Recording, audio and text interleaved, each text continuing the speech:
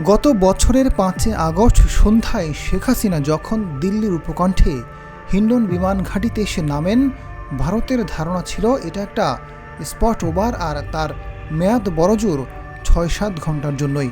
সেই ভুল ভাঙতে অবশ্য দিল্লির সময় লাগেনি।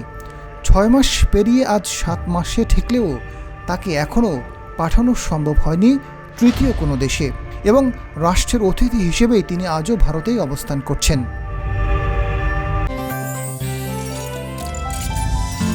গাজী গ্যাস স্টোভ রান্নায় আনে শিল্পের ছোঁয়া। তবে একটা প্রবল অনিশ্চয়তার মধ্যে এতদিন কেটে গেলেও তাকে নিয়ে ভারত কি করতে চাইছে আনুষ্ঠানিকভাবে তার বিন্দুমাত্র কোনো আভাস দিল্লি কিন্তু দেয়নি।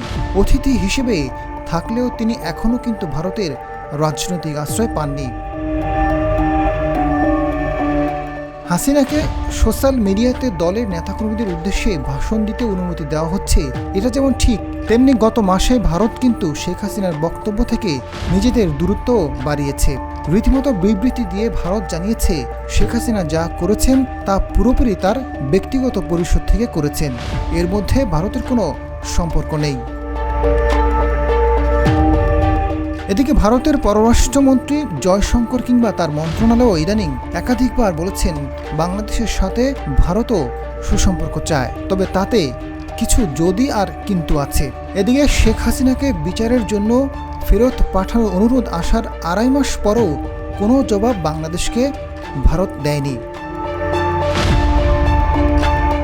শেখ হাসিনা নিজে যদিও তার সমর্থকদের উদ্দেশ্যে বাংলাদেশে ফেরার কথা বলেছেন, তবে ভারত বাংলাদেশে তার ব্যক্তিগত রাজনৈতিক পুনর্বাসন সহায়তা করবে এমন কোনো ইঙ্গিত দেয়নি। তাহলে শেখ হাসিনাকে নিয়ে এই মুহূর্তে ভারতের ভাবনা বা পরিকল্পনাটা কি, বা অন্যভাবে বললে শেখ হাসিনার পাশে দাঁড়ানোর জন্য ভারত ঠিক কতটা যেতে প্রস্তুত?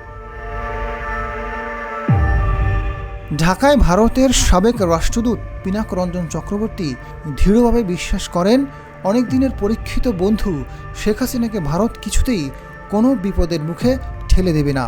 সাবেক এই কূটনীতিবিদ বিবিসি বাংলাকে বলেছিলেন, শেখ হাসিনার এখন ফিউচার কি? Azad Faruk, GTV news.